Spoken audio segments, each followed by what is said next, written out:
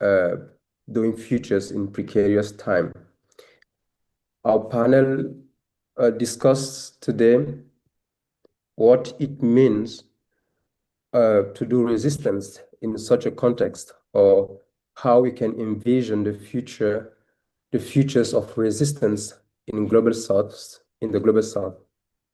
Our panelists, we were supposed to have three speakers, but today we will have only two, Johan and Korasim, because the third one is unfortunately ill. It's also, for us, it's a challenge thinking about not, it's not only a theory or an abstract idea of what it means to do future in the global, in a precarious time, but also to think about the futures when you discover your own precarity through sickness or illness.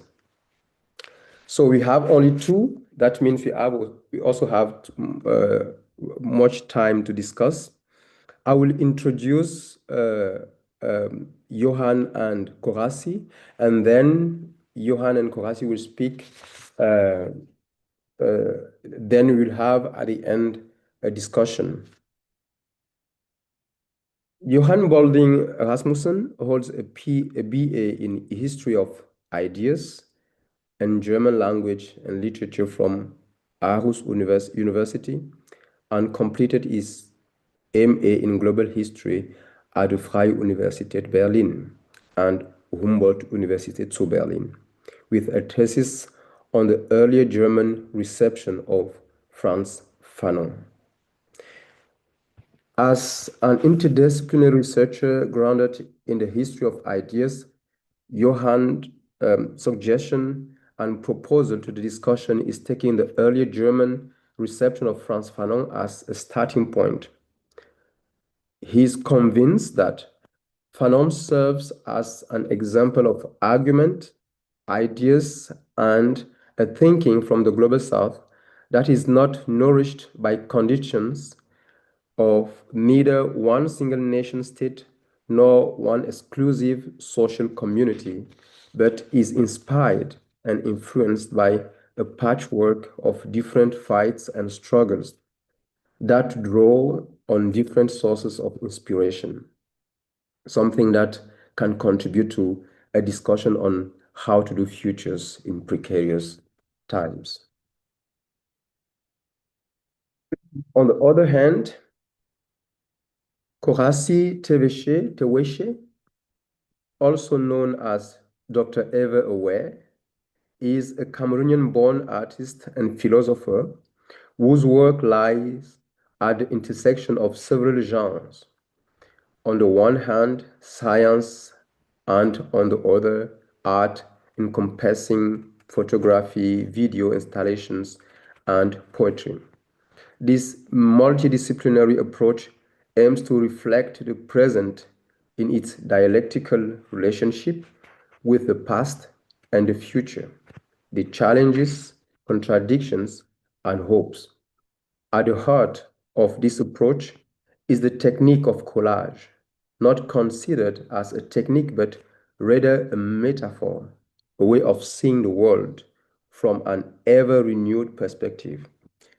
His artistic and philosophical works include the article Afroplanetarianism as a Philosophy of Peace in 2023 and Defetishizing Restitution in the same year, as well as the exhibition White Skin, Black Mask in 2024 and White Square in 2025. The two exhibitions were done in Germany at Münster. So Kwasi Teweshe obtained his PhD in philosophy from the University of Münster in Germany and is currently a junior fellow at the research group Articulation of the Political in Contemporary Sub-Sahara Africa at the Center of Excellence for Religion and Politics at the University of Münster, Germany. He has recently published his book, The Muted Book and Beyond the Post-Colony, on Achille Mbembe's Planetary Justice and Ethics, which transcript will release in December 2025. So Johan will speak about Pannonian futures and Korasi about on ways of seeing beyond beyond restitutions. Johan, you can go on. Yes, thank you. Thank you so much for the invitation. I have taken the early German reception of Fanon as a starting point for my presentation, but I'll abstain from going into any discussion of how the reception was. But I will, however, stress that the multifaceted reception and discussions on Fanon gave me or convinced me that he is still relevant, and as I discussed with Yui before, it is the 100th century jubilee. But as a historian, my proposal to discussing manifestation of futures in precarious times is to seek inspiration in past times and past thinkers like Fanon in order to draw parallels and trajectories to our contemporary times. And that is not by any means out of any pretension that things were better before, but it is to assess and stress how others successfully or unsuccessfully have tried to make futures in their own precarious times more tangible, and how others have dreamt, fought, and thought about these futures from where they stood. And history, of course, does not equal the past, and it is a battlefield of thoughts on what happened, why it happened, and how people made sense of what happened. Thus, writing the histories of revolution, as an example, in the Global South helps to come to terms with what ideas were significant at the time in and around those events, and how the future of a revolution or a big event, as an example, looked from the side of the oppressed during these struggles for liberation. And as mentioned before, this immense diversity in Frantz Fanon's relatively small oeuvre can function as a starting point for a discussion on how to do futures in precarious times. Because as, among other things, a psychiatrist, a propagandist, and a revolutionary thinker, Fanon was deeply embedded in the political aspects of the Algerian Revolution in the late 1950s and early 1960s, which was a fight for independence immersed in the trajectories of French colonialism. And despite the fact that I do agree with, among others, the Fanon biographer Peter Houdis, who writes that Fanon's thoughts were developed from the 0 point of his orientation being the bloody war for independence, I also agree with what Houdis writes elsewhere, and what other contemporary scholars like Philippe Durestal and François Berger claim that Fanon nevertheless still has something to say from the 0 point of our orientation, and that we can learn something from him. And limited by my both spatial and temporal privileges of lived experience, I will attempt to understand and hence then synthesize what Fanon conceived as the future of the Le Nouveau Homme, or the new man, with Achille Mbembe's thoughts on mobility. And as mentioned in the introduction, I see Fanon as somebody who really is an example of a thinker who poses arguments and conceptualizes ideas, and is embodying a thinking from the Global South that is not nourished or influenced by neither one single nation state nor one exclusive social community, but is inspired and draws upon a patchwork of different fights and struggles, be it the Harlem Renaissance, the Negritude, the Afrocentric Egyptology, Pan-Africanism, existentialism, or phenomenology. And he thus succeeded in predicting political change and social transformation, but he also failed blatantly in other respects. So he shouldn't be taken as a witness of truth, but he should, however, be taken or seen as somebody who argued, insisted, and thought in or of futures in very precarious and unstable and unreliable times. And with him as a starting point or a fixed point, I think we do not need to look into the future to imagine social and political transformation, but we can rely on these historical breakthroughs and how Fanon, but several other peoples as well, have tried to make sense of these breakthroughs. And because of that, it's also important to stress that Fanon is in no way singular in this respect, and his writings on the Algerian Revolution and the future of the African continent, despite several shortcomings in his thinking and predictions, his writings are nevertheless pivotal in understanding and finding inspiration in times that seems precarious in individual and singular senses, but is in a defiance, provoke ideas and thoughts on collective futures. So Fanon's goal was no less than creating such a radical universal humanism, where all people, although he often spoke of man in the singular or men in the plural, despite these differences and origins, could be treated equally, and in their differences and origins could be recognized and appreciated. And this was made very tangible during the Algerian fight against the French colonialism, and the fight against colonialism in general, but mostly in Fanon's case, how it played out in Algeria, and less in how it was embodied in his native land, to quote Aimé Césaire, of Martinique. And this was especially embodied in his psychiatric work, where this ongoing asymmetrical war between the French colonial power and the Algerian liberation movement created terrorized victims on both sides. And that was victims that Fanon insisted on treating as victims and patients, despite on whose side they were on. And as it's been emphasized by Françoise Verger, Fanon's social therapy and institutional therapy aimed to open the hospital and humanize the patients and see them as humans among humans, instead of confining them to the role or the character as a patient. Now, this is somewhat unappreciated aspect of his thinking that seems like an early trait of this anti-psychiatry that especially won prominence during the 1960s among French philosophers like Michel Foucault and Gilles Deleuze and Félix Guattari.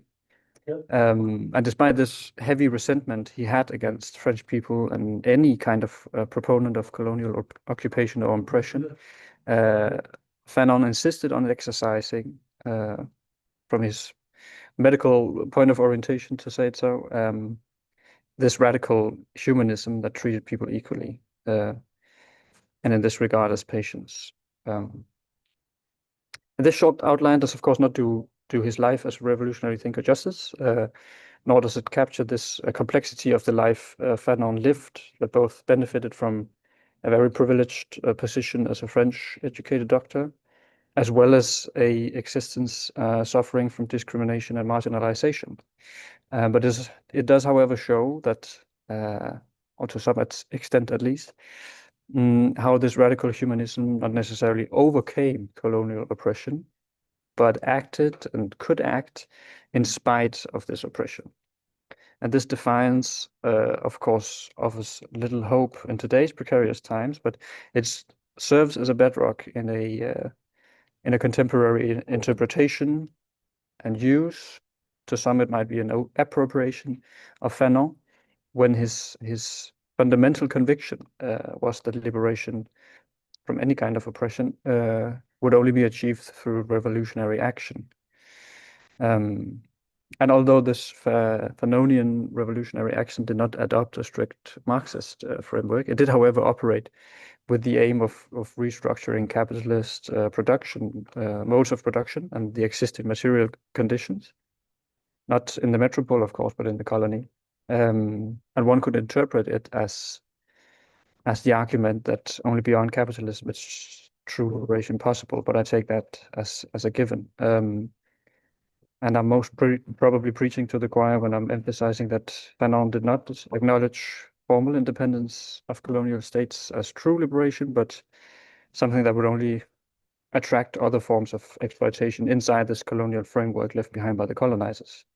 And this colonial framework was distinctively evident in the Congo with the assassination of Patrice Lumumba and the complicity of the CIA and the former colonial occupier, the Belgians, as well as this very discussed concept of the national bourgeoisie that in Fanon's interpretation would just inherit and benefit from the structures left behind by the colonizer. And this question of spatial confinement and also negation of time as caused by the colonial influence, Fanon didn't explore in any exhaustive way, but he did mention and address it. And this has been taken up and examined by Achille Mbembe, which is like a prominent Fanon interpreter, I would say. And for one thing, in his essay Circulations, he questions not only the arbitrary border drawings on the African continent, because if his analysis stopped there, it would just be running in open doors, I think. But he additionally attempts to deconstruct the way in which contemporary African leaders, in his essay with a specific focus on the South African case, are maintaining, if not colonial constructions per se, in the form of borders and nation states, then the colonial idea of a differentiated spatial restriction, or just like the sheer right to mobility and to move. And in that sense, he follows in the footsteps of Fanon by questioning this the so-called colonialities of being that Fanon psychiatrically and through his medical practice was attempting to exorcise and drive out. And Mbembe then attempts to ward off these colonialities of being by interrogating these modes and conditions of migration on the African continent in contemporary times. And Mbembe's consideration to the colonialities of mobility are, I would say, Fanonian, of course, not due to his examination of colonialism and post-colonialism, but rather due to his insistence on thinking decolonization as a process that rolls back colonialism's spatial and temporal negations, which then involves political, social, and epistemic aspects, which is where Fanon's critique of the national bourgeoisie, that, quote, totally assimilated colonialist thought in its most corrupt way, as Achille Mbembe has phrased it, then conflates with Mbembe's critique of the contemporary maintenance of colonial borders that clinch to this question of nationalization and restriction, or restricted nationalization. And Mbembe thinks further than Fanon when he also questions this dichotomy of colony and metropole as two separate spheres that, in my reading of Mbembe, of course, then, or his critique is that this dichotomy falls short of understanding that it's intertwined spheres. The development in the spheres are intertwined. And then secondly, also, it maintains a false notion of victim and villain, respectively. But in the aforementioned essay Circulations by Mbembe, he uses the concepts of borders and enclaves to show that the internal spatial limitation and fragmentation of the continent is then challenged by this concept of circulation, which is most importantly in the existing notion of migration and movement. And the crucial point is in this concept of circulation is this is to be understood as this operations of movement in which society take form, allow the inhabitants of these movements to actively define themselves inside the framework of the circulating movement. These societies are then constituted of individuals that form a collective in the movement, but who are not defined by these borders, but are defining contrary to or beyond the borders. They are, so to speak, because of the liberty of movement and not due to a certain arbitrary demarcating conceptualization made by others. And And the circulations are to be understood as something closer to a nomadic life of more than to migration, in the sense that the liberty of the circulating movements lie in the ability to move back and forth and circulate, and not to migrate and leave per se. And the movement and the liberty of motion in general then invigorates a new and different reality of freedom, where history, and in many cases colonial history, of course, as the recent, and the consequences of historical actions and events can be somewhat disregarded or surpassed, as an almost like a refusal of the temporal negation through a spatial transgression. And when assessing the present precarious times as necro-political, what then enables different futures is not only the attempt at separating the power of life from the power of mobility, that as a consequence then acknowledges that no mobility is without restriction or consequences, but it is also to an acknowledgement of the fight over the futures and the conceptualization of futures that happens in a field of tension of who gets to circulate and be mobile. And this is then where I would say that the Fanonian emergence of a new man, or the new man, does not merely happen in time, but it happens by means of and by virtue of time. And in spite of this colonial erasure of histories and pasts. And this double bind of time and space is very evident in Mbembe's continuation of Fanon's work and of many others, and the rejection of Europe as the model for futures. And in provincializing Europe, the opportunity to rethink both time and space then emerges. And as a closing remark, I would just like to highlight that my point of bringing together Fanon and Mbembe under the title of Fanonian Futures, as well as doing futures in precarious times, was with the idea to both bring or to underline the importance of profiting from past thoughts and thinkers that in some respects might not have aged well, but also in order to understand the current exercise of necropolitics as the exercise or the use of technologies and apparatuses that are put into use by states or similar powerful entities to distribute acts of marginalization, restriction, and killing, as something also emphasized by Mbembe, that human beings have been made into the new raw material when colonial borders are sustained in the name of national identities with access for some and restrictions for others.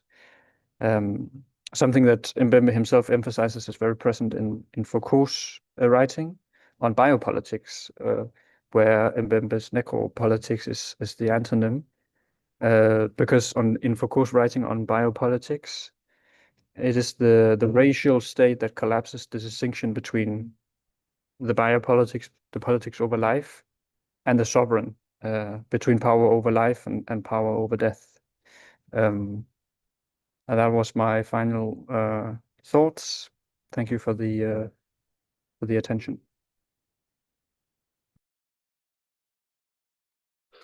Thank you very much, Johan. Before the discussion, Korasi, you have, please start your presentation and we will discuss later. Can you open your microphone? Yeah. Do you need the video from the beginning on? Because I think I fixed the issue with the sound. Okay, it will be. Okay, so I'm trying to share my screen.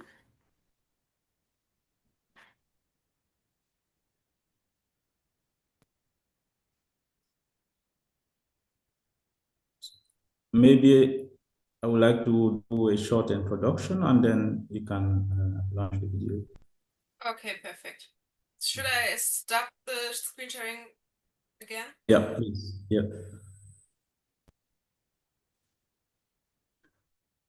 Okay, thank you. Jenana, for the kind words of introduction and also the presentation. And most importantly, to you and the entire organization team for inviting me to this discussion on doing futures in precarious time. I'm very pleased to be here, especially to share this virtual platform with Joan. Swati is not unfortunately there, whose insights on the post-colonial conditions are inspiring me also. And thank you also to you who are joining the conversation this afternoon. I would like to share with you some of my recent artistic and philosophical work, which I believe could open new avenues for exploring the question of the future of resistance in the global South.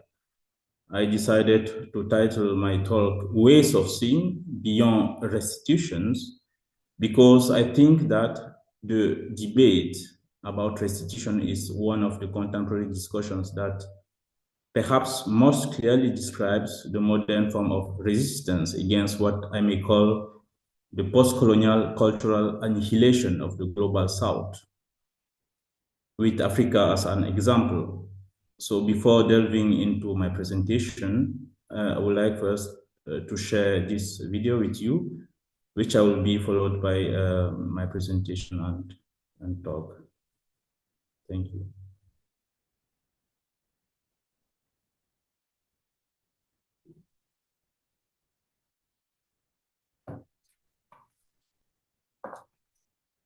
Can you see my screen? Yes, we can see your screen, Samira.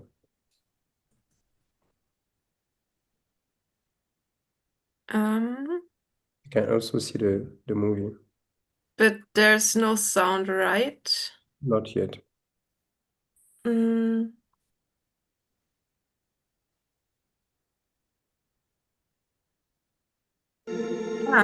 Ah, Yeah, there's okay. Then again from the beginning, okay? okay, thank you. Yes.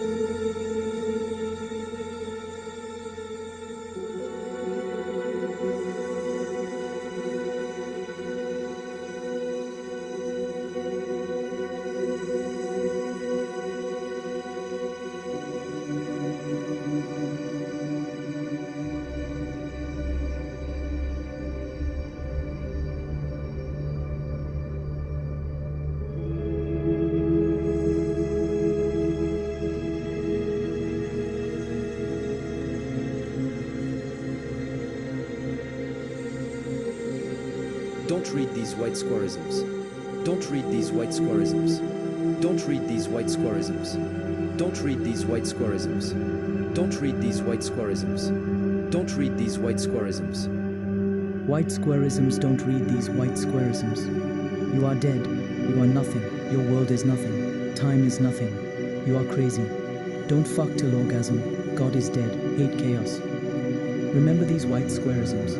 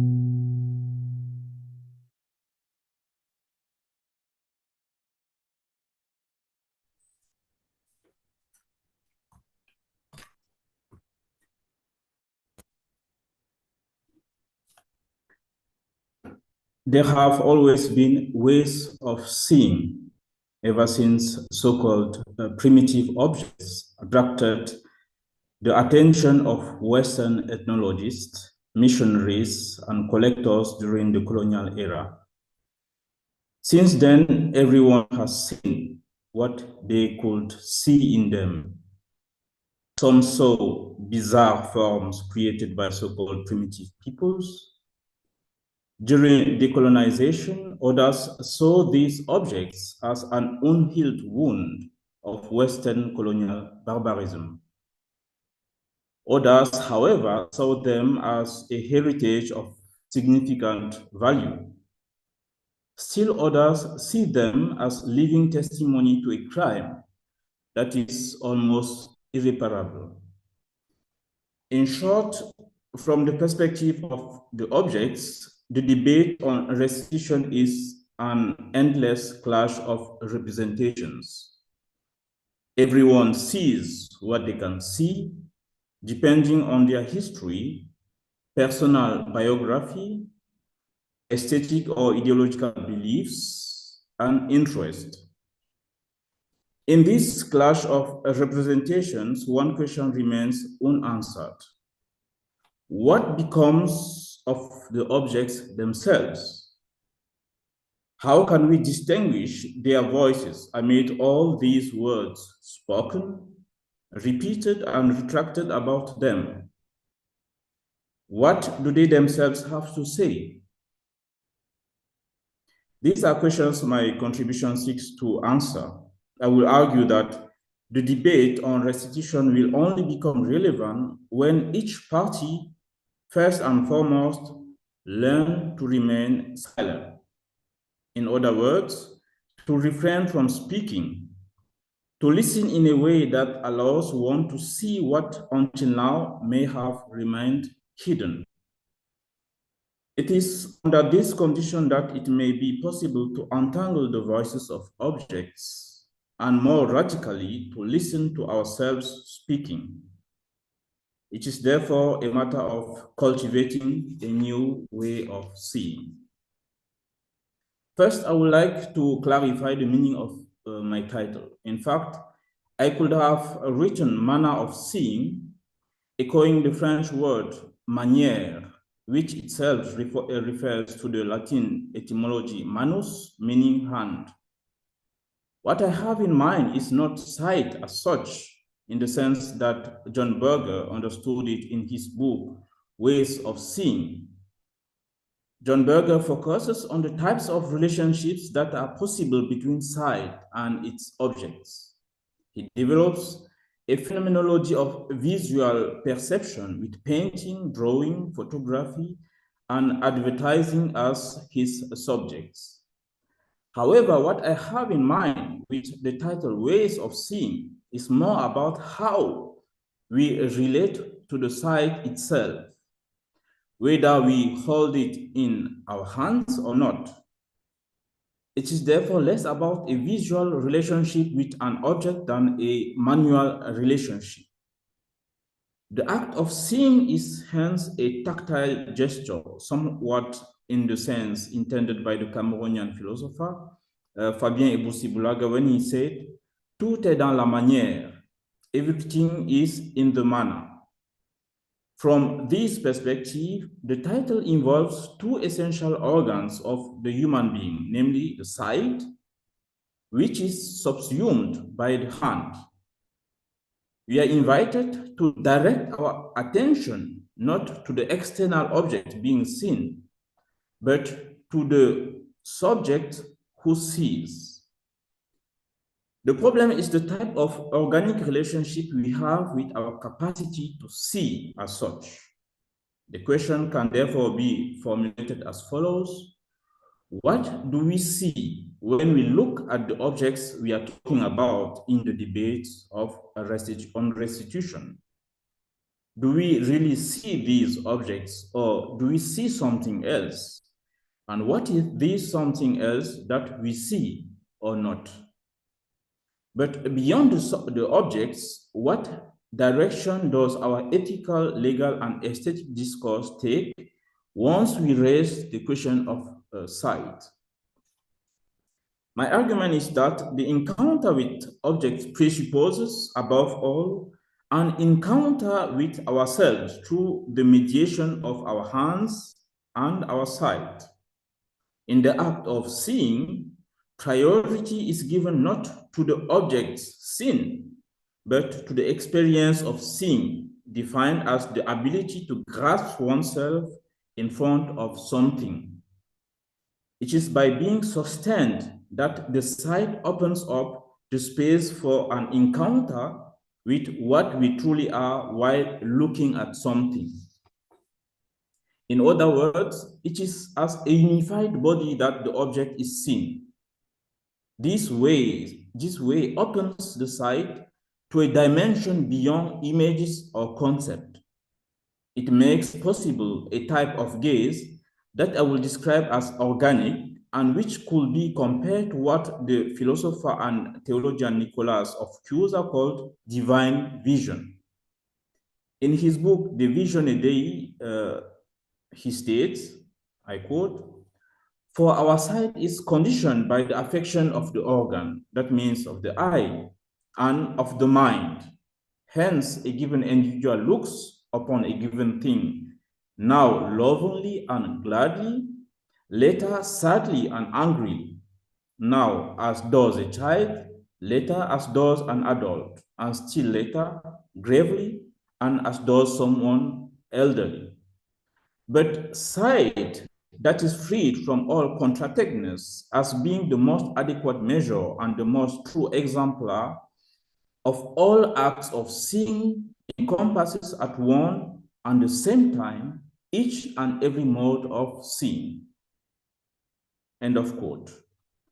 For Nicolas of Cusa, therefore, there is a difference between human and divine vision. By this, he means a way of grasping in a whole the contradictory images produced by our representations of objects. Seeing in this sense is not recognizing a logical meaning. It is being in the presence of the object in a way that brings us back to the essence of all representations, that is, the being as such. What is revealed is no longer a particular knowledge which stems from a relationship, maybe historical or social or political relationship between our judgment and our representation, but what Nicolas of Cusa calls creation, to designate the conjunction between thinking and being. Nicolas of Cusa argues, again I quote, "In the divine mind, conception is the production of things. In our mind, conception is the knowledge of things. If the divine mind is absolute being, then its conception is the creation of beings, and conception in the human mind is the assimilation of beings." End of quote. What interests me in this formulation is its ability to capture the issue of sight. It cannot be reduced to the finite objects of our representation. Indeed, it is an experience of infinite encounter with oneself through our relationship with objects, with space, and with time also. The issue is not what is seen, but rather how the awareness of who we are opens up new perspectives on objects. From this perspective, I would like to draw a first conclusion. In fact, the clashes of representations refer to two distinct ways of seeing. One that distances us from ourselves, and the other that brings us back to who we are beyond our judgment representation on things.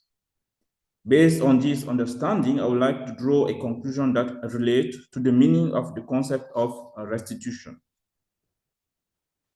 Since the organic visions allow for a creative encounter with the real object, it could be considered the foundation of any ethical thinking on restitution. This means that no one can claim restitution without taking responsibility for the act by which they perceive and judge the objects inherited from the past. In other words, if there is an ethic and a right to defend, it will not be an ethic and a right to simulation, a proper way of seeing that distances us from objects, but to reality, the reality of oneself, the reality of objects. An ethic and a right of restitution aim to lay the groundwork for a renewed encounter with the reality of the organic vision experience. Restitution is not primarily a matter of moving objects from one space to another, whether real or virtual, but of opening up the space for a genuine encounter with who we truly are, we who perceive these objects and judge on their cultural, economic, or aesthetic significance.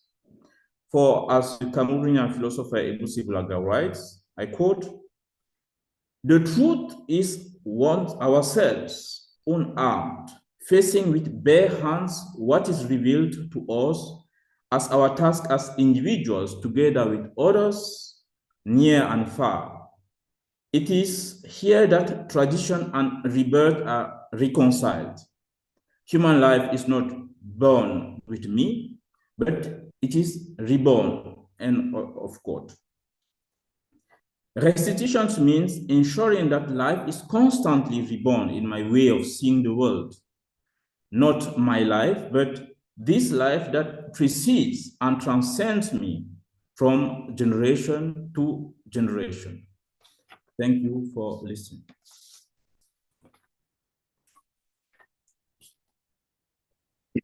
Thank you very much, Korasie. Thank you very much, Johan, for your very, very interesting and rich presentations. Although the domain are different, Johan spoke from a more, of course, both of you spoke from a more abstract level, because when Korasie, you showed the film, I was expecting somehow kind of analysis of the images. Maybe I will ask questions about the film and we can discuss the film with Johan also, because the ideas intersect somehow, and I think the film can also help us discuss the ideas. But basically, Johan spoke from the I mean, maybe history of ideas or even philosophy, and or more philosophical discourse also. And Korasie, although you showed the film, you also spoke from a philosophical tone. But both, although the domain or the themes are different, like Johan's were focusing on Fanon, the heritage of Fanon, or how what we can do with this heritage from Fanon. I must confess that when I saw Fanonian features, I was expecting somehow two things. First, maybe how will Fanon still be relevant in the future? That was the first thing. And the second expectation was how Fanon's ideas, Fanon's understandings of his times could help us envision the coming times. That was my expectations. But maybe you will more elaborate on that. But let me draw some bridges between your two presentation. The first one I see is that you're talking about object that has, at least from a certain point, the same temporality, which is colonial, the colonial times, because the objects were stolen during these colonial times, and Fanon also built his thinking, his thought during this context of colonial times. But also this idea of seeing, Fanon also elaborated on the idea of the gaze, how the other sees me and how this affect the way I behave and the way I conceive myself. And Teveshe, you also made this kind of interpretations, or you also at least suggest this kind of understanding that the way we see objects reveals how we perceive ourselves somehow. So this could be one bridge. The other bridge is about the idea of archive, the archive. Because Fanon writings and Fanon is still nourishing a lot of I would say a lot of maybe expectations, or a lot of how can I express it? Fantasme. We will say in French, we will say fantasme, or at least utopias. And so Fanon could be seen as a sort of archive. We are still trying to from where we are still trying to draw ideas or to read our times. And this object, I'm putting it entre guillemets, Korasi, object also can be seen as archives. So my question would be first to cross in a sort of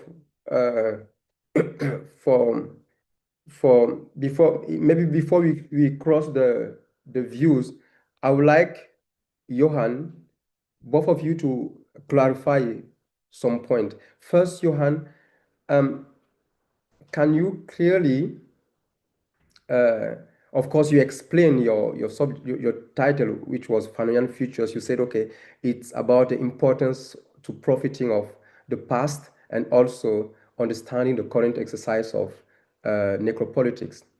But could we also think the Fanonian futures in terms of is Fanon will still be relevant in the futures, considering that maybe necropolitics is the conditions of any human society? That will be one question for Johan. So, and for Korasi, I really want you to comment on the film, because on the film there is shadows everywhere. It's really interesting the way you superpose images, fixed and mobile images, and you have this mix of images, superposition of images between shadows and light, object and human, and also we have birth and statute. So maybe you can comment on the film to make it more concrete what you were explaining. But we will start with Johan. Yes, thank you, Louis. And thank you, Korasi, for the interesting presentation. I found this, the whole point of seeing falls back on the one who's seeing, and the invitation or the force of reflecting on how to see. And I think that's really interesting, especially in terms of how Fanon, I mean, the best example would be his analysis of what has come to be characterized as the white gaze, but this entire coming from Martinique to France and experiencing what it is like to be seen by the French citizens as a foreigner. And I think in that, which of course is a very low-hanging fruit, this insight that people are seen as foreigners, and how to prevent the ostracization or alienation that comes with this way of seeing other people. And of course, in connection to that, I would say that the easy answer to your question, if I understood that correctly, whether Fanon would be relevant in the future or not, I would say yes, of course he is going to be relevant for another 100 years, I think. But in terms of Isn't that not pessimistic, Johan? yeah, but I think the problem is that well, that is very pessimistic, and I think that's there's no way out of acknowledging that it is precarious times that we live in now, and there's no near-lying future that seems less precarious, I have to say. And in that vein, I might say that yes, I think you're right that necropolitics might be the condition of any future society, when that means that the conflation of the sovereign and the power over life and death will in many cases be the way that societies are structured, that the ones controlling society are also the ones controlling the mobility inside of society, in and out of society, and thus also the power over life and death. I know that's a very vague answer to your question, but I have to say that I think Fanon will stay relevant because the problems that he addressed are not going to vanish in the near future, sadly. Yeah. So it's not the answer is not vague. In fact, what we the implicit of my question was, okay, of course we thought the precarious times as the present conditions, but which necessarily or inevitably leads us to think the future only in a near, not in a long term, but at best the midterm. But of course, yes, that means with the way the world is functioning, Fanon could still be relevant if the structures are still the same. And I was just trying to help us clarify a little bit, because there is also a part on your presentation which is very interesting, and I will link the question with Korassi's presentation and topic about the necessity of healing. And so Fanon was not only observing a society, but he was also trying to heal the society. But we will come to that later. But it wasn't vague, at least from my perspective. The response was not vague. Korassi, can you elaborate? Yeah, thank you, Nana. Thank you also, John. I think you made you both very interesting points. It's a lot. Maybe I want just to touch. One is the question of gaze by Fanon, as you said, Johan. I wonder if Fanon's journey through the precarious time of his time was not, one can say, a journey of a kind of metamorphosis of a gaze. And what does it mean? All the question he raised about the white gaze or the black gaze, and which role plays this question in his work. The metamorphosis of the gaze as a precondition of the metamorphosis of the being as such, the being of the post-colonial subject. The metamorphosis of the gaze as a precondition of healing, The way he raised the question of time, the question of space, the question of perceptions, and how we can relate it to the question of the meaning of the concept of revolution by Fanon. That's an open question. I don't know. Maybe you can tell us more about it. But that intuition I have, and trying to relate it to my own work. Yeah, and to my work, the video. Yeah, you are right. No, that's. Okay, I don't know. I don't know how to comment. I cannot comment the video. Maybe I want just to say one or two things. Okay. I work a lot with collage, as I mentioned. I said, and for me, collage is more than a technique. It's a metaphor. What does it mean? It means light. How images and representations, Schopenhauer's work, the world is my representation. But what does representation mean? And we come back to the question of the gaze. What does representation mean? What does images mean? And we know doing photography or film that light play a big role in the creation of images. And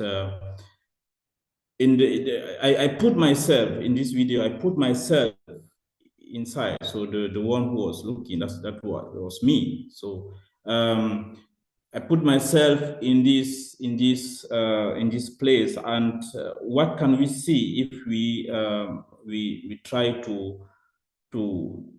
stay in this space where sometimes space and time vanish, and what can result in the way we perceive images of objects we inherited from the past, or objects we have now, we are dealing with in our everyday lives, And yeah, that's one point. So photography, video, and also voices that are talking, so that are saying many things in our heads, but also around us, all these voices that comes, and that we should manage. So maybe that's a vague, but that's just some insight I want to put about the video. You talk about the superposition of images. Yeah, that's collage. The superposition of images. I think that's the way our mind function. Our mind is always like many images that come and goes and comes and goes, and thinking and being and perceiving the world. I think it's almost always dealing with images. Who built these images? Who built them? And where are they coming from? And where are they going? And how do we manage all these information? Now we are in the time of information. And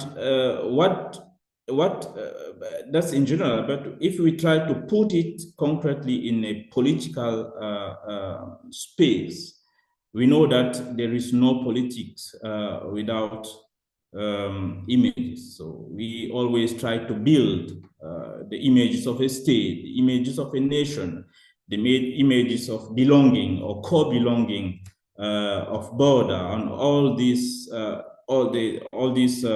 images that are the infrastructure of our being in everyday life. So maybe, okay, it brings me back to the question of archives you raised also. Archive bring us to archive, the principle. So what is the principle of all archives? We come back to the gaze. For me, that's the okay. Well, the future. What does it mean? The time and the revolution. So maybe to finish. I would like to say that maybe all these debate bring us to what does revolution mean? What does revolution mean today in our context? And if we have, and now that's a clin d'oeil to Johan, have we really understood the meaning of Fanon's concept of revolution? And how can we learn maybe to look at his work more deeply and understand what does this notion mean for him? And how can we build our everyday life today in a more deep understanding of the meaning of revolution? Thank you. Thank you, Korasi. So it's really a discussion. So for now, I have no questions from the participants, from the public. So, Johan, if you want to comment on something, just feel free to do so. But I wanted you also to, Johan, maybe because we are all working in Germany, Korasi also is working in Germany, and you spoke about the reception of Fanon's works in Germany. Of course, it's the earlier German. I don't know. I'm not. So I've not looked from what time or when exactly the German scholarships or academia started to be interested in Fanon. Was it right from the beginning, that is in the 50s, or later? So maybe you can also develop from this idea or explain us more about that reception, that earlier reception, and make it do it in the light of the present reception. Just a short anecdote. I am teaching a student at the University of Tübingen who are coming from, most of them come directly from the gymnasium. So they are first semester student. And as you maybe know, there is a film, a movie on Fanon's life, or Fanon Algerian years when he was in Algeria. And it was projected here in Tübingen during the Filmtage. We have a Francophone festival of a film festival of a Francophone film festival here in Tübingen every year, and it was one of the main film. First, quite all the classroom was ignorant about the name Fanon. That's the first thing. Only one student was able to react, and her reaction was one of, let's say, to stay in the let's say, not violent. It was he's too violent, and she just saw the some excerpts of the film, and she's not the first. One of my colleagues also reacted years ago about Fanon being very violent. So I'm curious to know what observation you're doing on this German reception, knowing that Germany is also a post-colonial society. Now it's becoming a post-colonial society, even though the colonial history of Germany is not well known, or it doesn't have this impact as French or Spanish and British.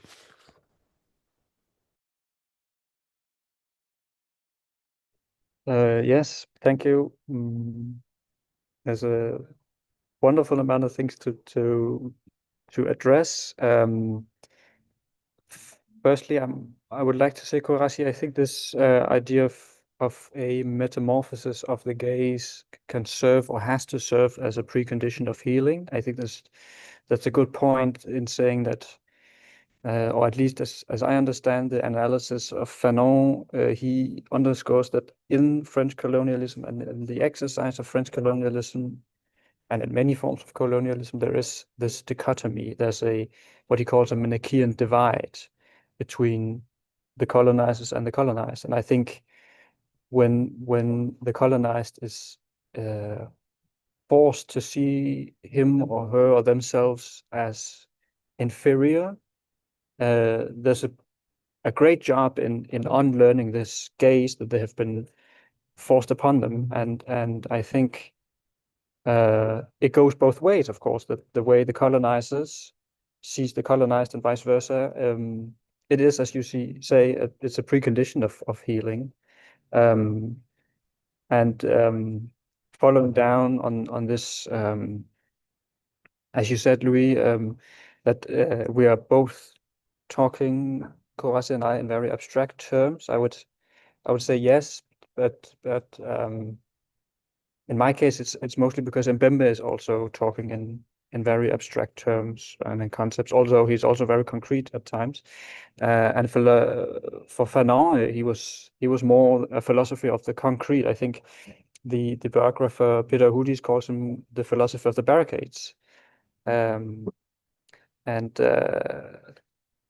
also think, now I'm just going through some of the things that I wrote down that I found really interesting in your response, Korazi, and your question, Louis, that the archive can also be seen as a way that nourishes expectations or utopias. And I think the archive is also a very good example of an object of analysis, but also as a very concrete example of how a situation or a future was conceived at a certain point in history, that when the decision was made, how do we structure this archive? You choose between a lot of things, and you choose what goes into the archive, what doesn't go into the archive.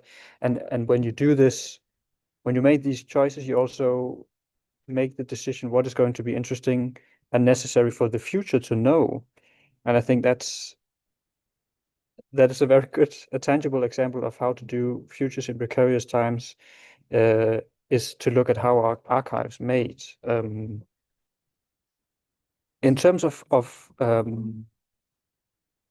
the early German reception, I think I'll have to keep it very short and brief,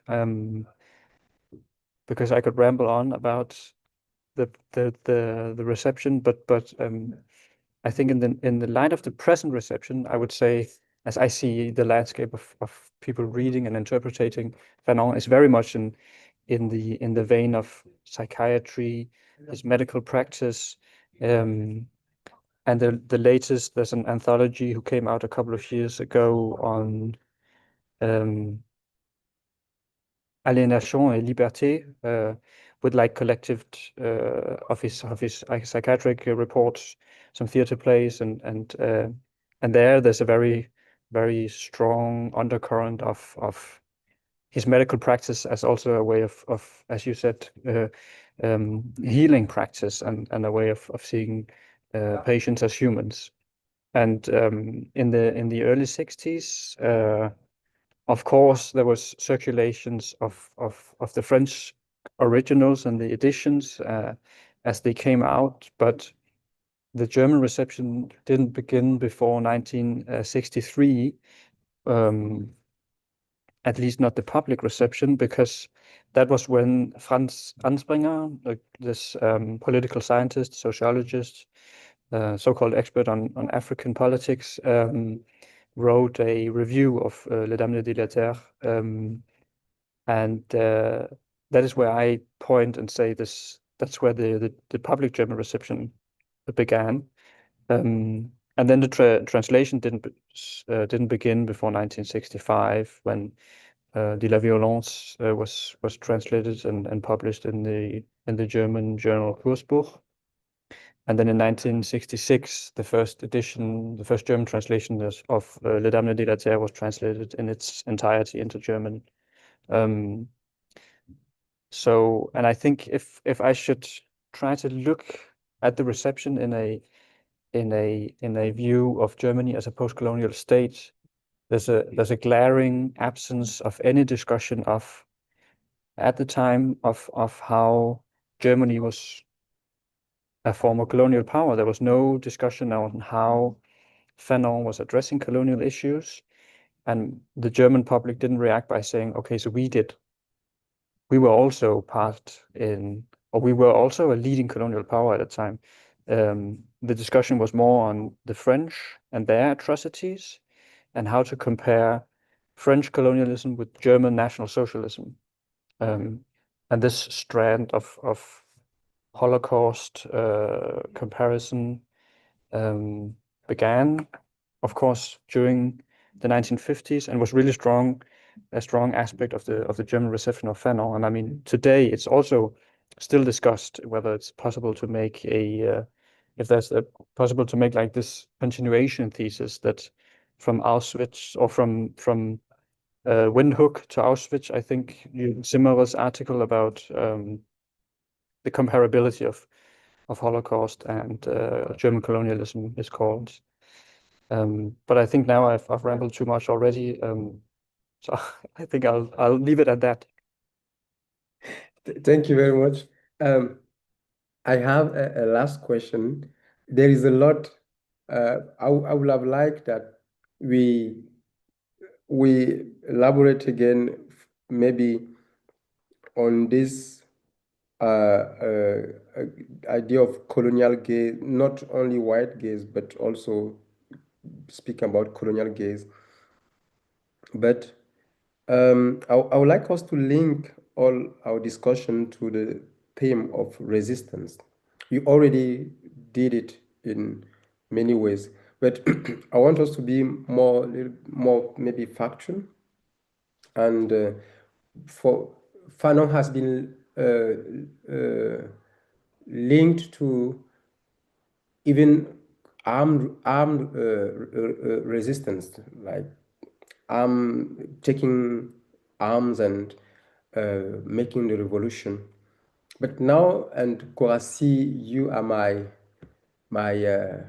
compatriot, and we know what is going on in Cameroon and how people, and that is not only from today. It's not only since the presidential election.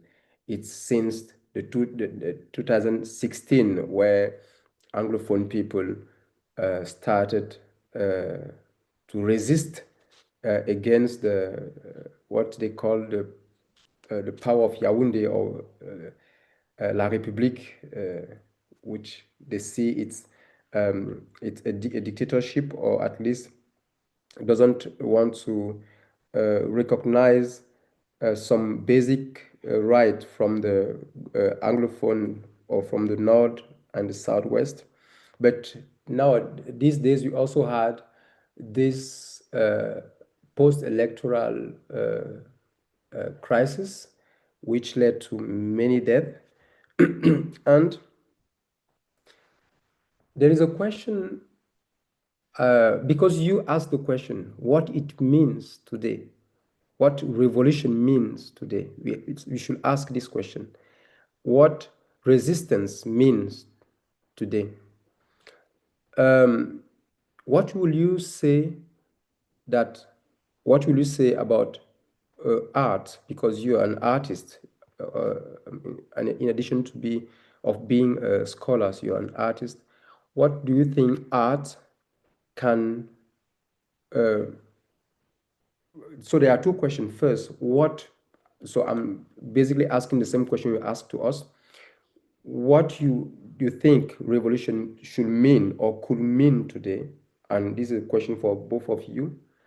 From your own perspective, you reading Fanon, you using your artistic work, and how, in addition, Koraci, art Do you think art is important for Cameroonian youths who are really angry against the the power against Paul Biya and who want change? They say we want le changement. What is the useful of art in that battle? So maybe I took a lot of time, but sorry.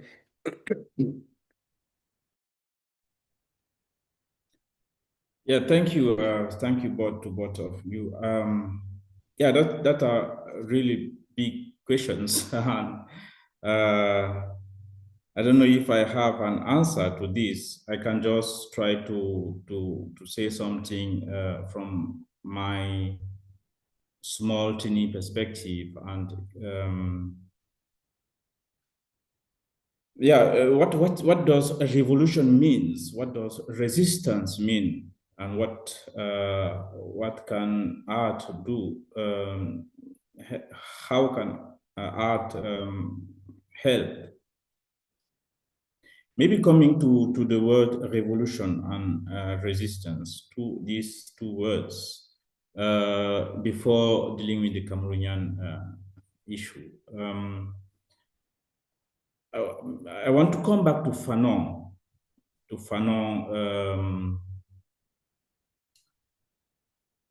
And the question, if his journey to precarious time was not a journey of metamorphosis of the gaze. And why does this question, why is it important to raise this question of the metamorphosis of the gaze as the precondition of the metamorphosis of being? In the history of philosophy or the history of mind, we know that perception plays a big role in how we relate to the world. Perception as the essential archive, the real archive. Archive here means the principle of our being as such. It's not an abstract question. It's not an abstract question. I don't think that is an abstract. It's very philosophical. No, it's really political, this issue. When we look how things goes in colonial time, or went in colonial time, or going on now in post-colonial time, we can see, we can feel in our everyday life how our relationship with state are built on the way we perceive what the state means, or what we mean, we as citizens in the state, within the state, and how we relate to ourselves in the society. So I think it's maybe the most concrete question of our days, the question of perception in political scene. And we can see it either here in Germany or also in Cameroon and everywhere. Why, for example, market why market rely on advertisement? Why? Because they know that without advertisement there is no sale. The advertisement is the central point of the market. So it's also the same with political. To build a society depends on how we build the perceptions. So the Cameroonian problem and how we manage it. The question is maybe what is the perception, the dominant perception during the colonial era and during the post-colonial era in Cameroon? The Anglophone perception and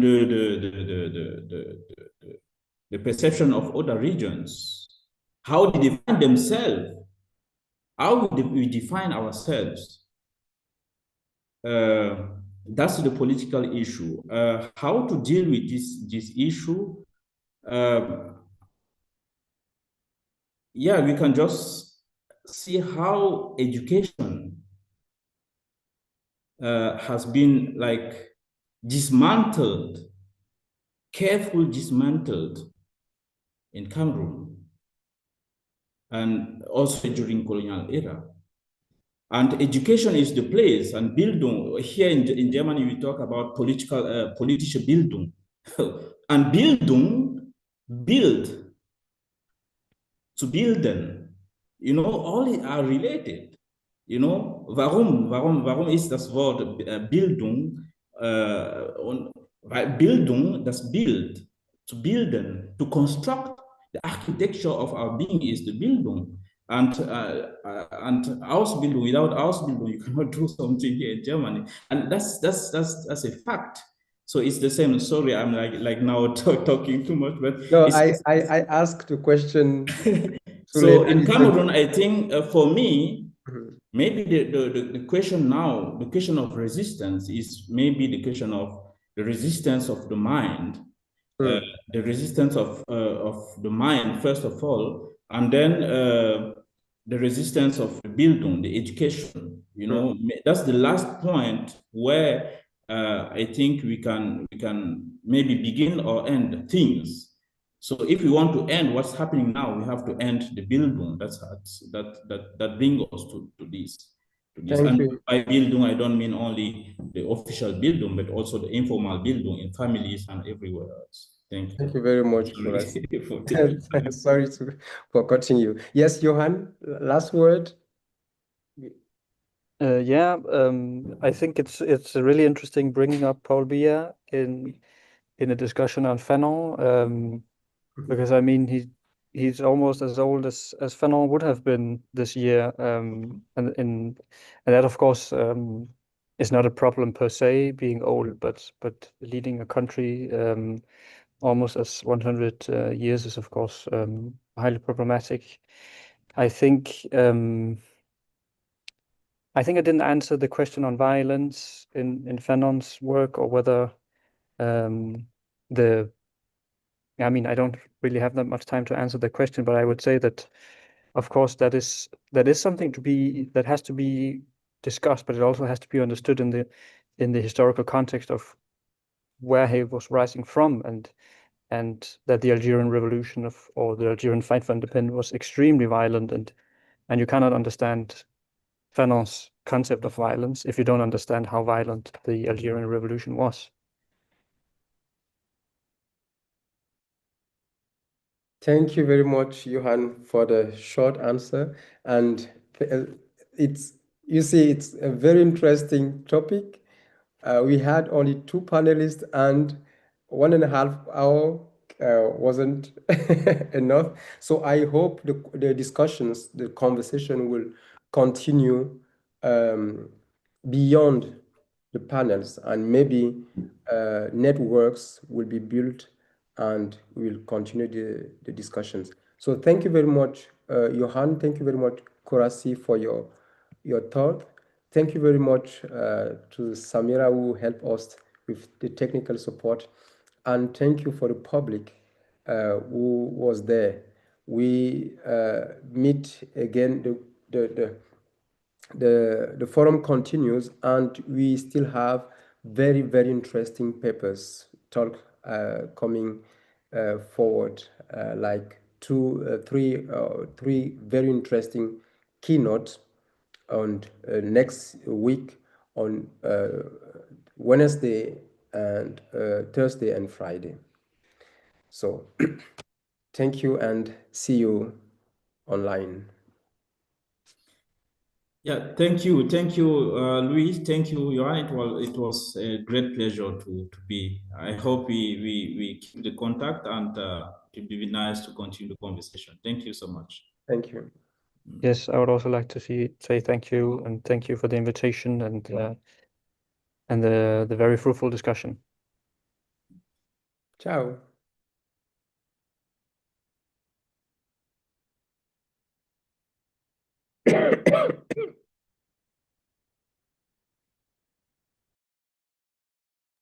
Danke, Samira. Tschüssle. Ciao. I just I really strived. I went to But you did well. You did well. yeah, I went to the doctor today, Yeah. but it's been 1 week, Oh, shit. so he gave me some medicine. So Yeah. Monday I'll be okay. Yeah, I mean, it's the typical time of being ill. Madame Gumigu also Yeah, doesn't really have a voice, so it's annoying. yeah. Okay, Okay. so see you. Yeah. Bye. Bye. Have a nice weekend. You too.